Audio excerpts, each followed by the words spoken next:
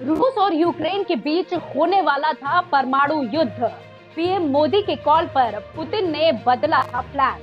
With the Ukraine conflict, war has returned to Europe. I have said directly and publicly, this is not an era of war. रूस और Ukraine के बीच जंग अभी भी जारी है। वहीं इन सब के बीच दावा किया गया है कि भारत के प्रधानमंत्री नरेंद्र मोदी की वजह से रूस यूक्रेन के बीच परमाणु युद्ध रुका था। दरअसल रूस और यूक्रेन के बीच 2022 में परमाणु युद्ध होने वाला था। रूसी राष्ट्रपति व्लादिमीर पुतिन ने यूक्रेन पर परमाणु हमले का प्लान बना लिया था, लेकिन बाद में पीएम मोदी के चलते एटॉमिक वॉर रुक गई। ये दावा दो अमेरिकी अधिकारियों ने किया है। CNN ने अधिकारियों के हवाले से लिखा कि उस वक्त अमेरिकी प्रशासन पुतिन के रवैये से काफी परेशान हो गया था। फिर बाइडेन ने भारत सहित कई देशों से सहयोग मांगा। वरिष्ठ अधिकारी ने कहा, हमने उस वक्त जो चीजें की उनमें से एक न केवल रूस को सीधा संदेश देना था, बल्कि उन देशों से भी मदद मांगी जिनकी बात पुतिन तक पहुंच सके। तब बाहर से डाला गया दबाव काफी काम आया। वहीं अमेरिकी अधिकारियों का कहना है कि प्रधानमंत्री नरेंद्र मोदी और अन्य लोगों के आउटरीच और सार्वजनिक बयानों से संकट को टालने में मदद मिली। आपको बता दें कि साल 2022 में खेर्सन में तनाव के चलते परमाणु हमला हो सकता था।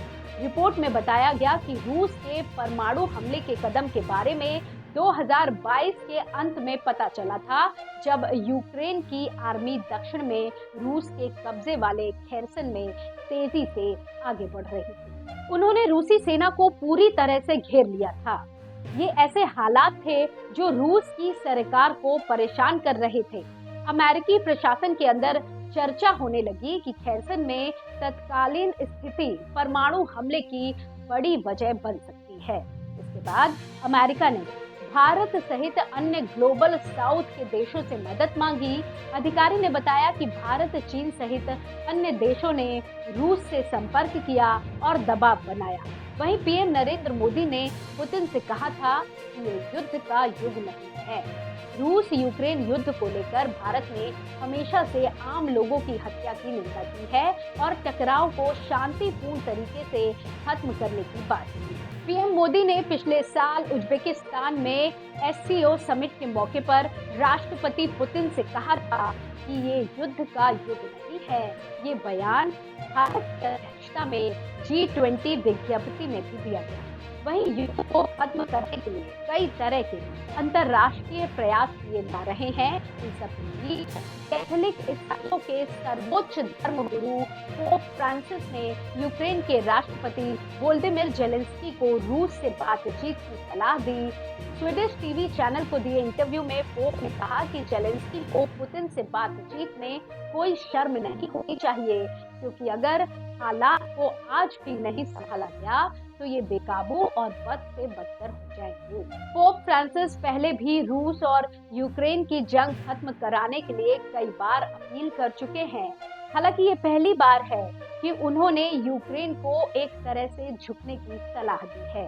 वहीं पोप के इस सलाह से जेलेंस्की भड़क गए हैं। यूक्रेनी राष्ट्रपति जेलेंस्की ने आत्मसमर्पण से साफ इनकार कर दिया है। अंतर्राष्ट्रीय स्तर पर सफेद झंडे को युद्ध विराम करने, बातचीत करने के लिए इच्छुक होने या आत्मसमर्पण करने के संकेत के तौर पर माना जाता है। जेलेंस्की ने पोप का नाम लिए बिना जंग में यूक्रेन के चर्च और धर्म गुरुओं के योगदान की सराहना की है। इसी तरह की और खबरों के लिए जुड़े रहिए एयर न्यूज के साथ। धन्यवाद।